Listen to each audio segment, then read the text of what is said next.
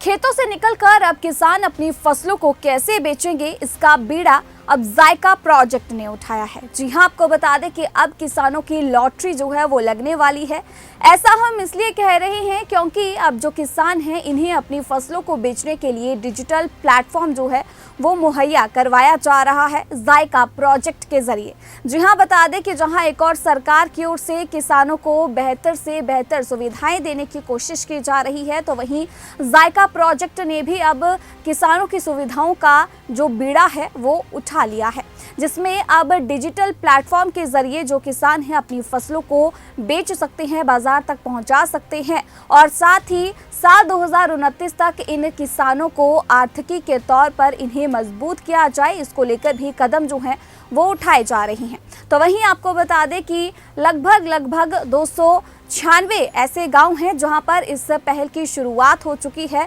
और 175 जो ऐसे गांव हैं जहां पर ये जो सुविधा है वो किसानों को अब मुहैया करवाई जा रही हैं। इस प्रोजेक्ट के तहत सबसे पहला चरण है इन गांव में सिंचाई को पहुंचाना। जी हां, आपको बता दें कि और इसी पहल में जो जापानी कंपनियां हैं वो भी अब यहां पर जो किसानों की जो सुविधाएं हैं उन्हें सपोर्ट कर रही हैं। बता दें कि जायका प्रोजेक्ट के प्रदेश निदेशक डॉक्टर सुनील चौहान ने बताया कि प्रदेश में इस प्रोजेक्ट के तहत 296 गाँव में काम शुरू हो गया है। पहले चरण में किसानों को सिंचाई की सुविधा उपलब्ध कराने के लिए काम हो रहा है। लगभग 175 गाँव में इसकी शुरुआत हो चुकी है। उन्होंने बताया कि किसान ज़्यादा से ज़्यादा नकदी फसलों की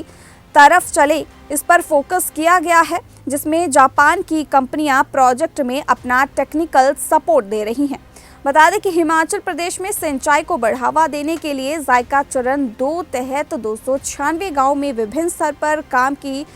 शुरुआत जो है वो हो गई है। प्रोजेक्ट में किसानों को आधुनिक कृषि के अलावा नकदी फसलों पर जागरूक किया जा रहा है। प्रोजेक्ट के तहत अब किसानों को जो पैदावार है उसको मार्केट में उपलब्ध कराने पर जोर दिया जा रहा है, ताकि किसानों द्वारा तैयार की गई बेहतर किस्मों की सही मूल्य और बाजार जो है उन्हें मिल सके।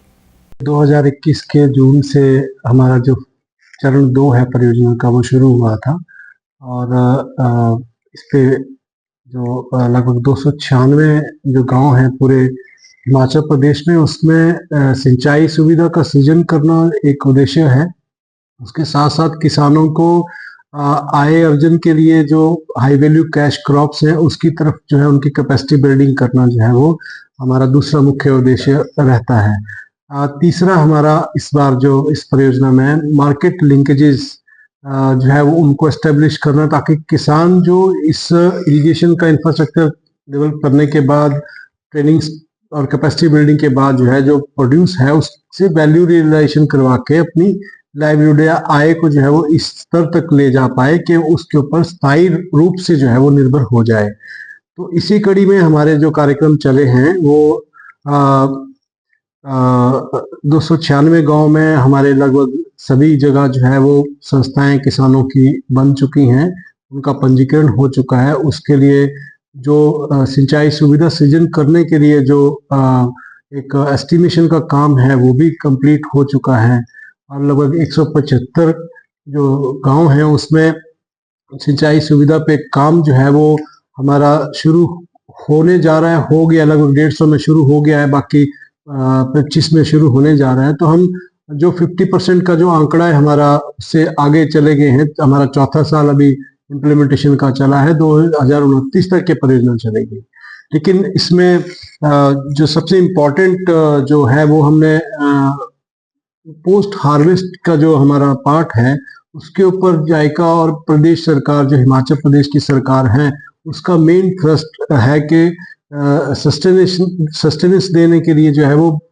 प्रोड्यूस की पैदावार की मार्केटिंग इंश्योर करना। तो उसमें जायका और प्रदेश सरकार के सहयोग से हम लोग काफ़ी अलग अलग जो टूल्स हैं उनको एक्सपीडाइट कर रहे हैं। रिसेंटली जैसे आपको पता है कि हमने प्रदेश के अंदर मंडी और सोलन जिला के जो किसान हैं उनके ऊपर एक पायलट टेस्टिंग करी है डिजिटल एग्री मार्केटिंग प्लेटफॉर्म की। वो भी अभी दिसंबर 31 को कंक्लूड होने जा रही है और उसके भी अभी हाल ही में जो मीटिंग हुई इसमें अच्छे उत्साहवर्धक रिजल्ट हमें मिले हैं।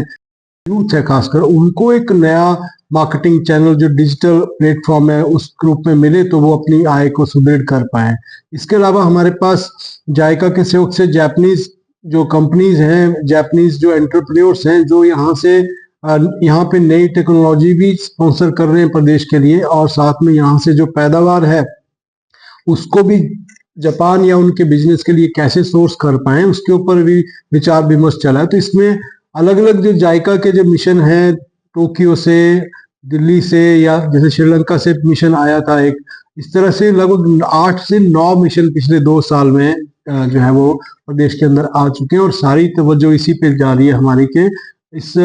फसल विविधीकरण प्रोत्साहन परियोजना को सफलतापूर्वक किसानों के लाभ के लिए जो है वो हम स्थापित कर पाए, और परियोजना के बाद भी जो किसान हैं इसका लाभ लेते रहें, उस तरफ को हम लोग काम कर रहे हैं।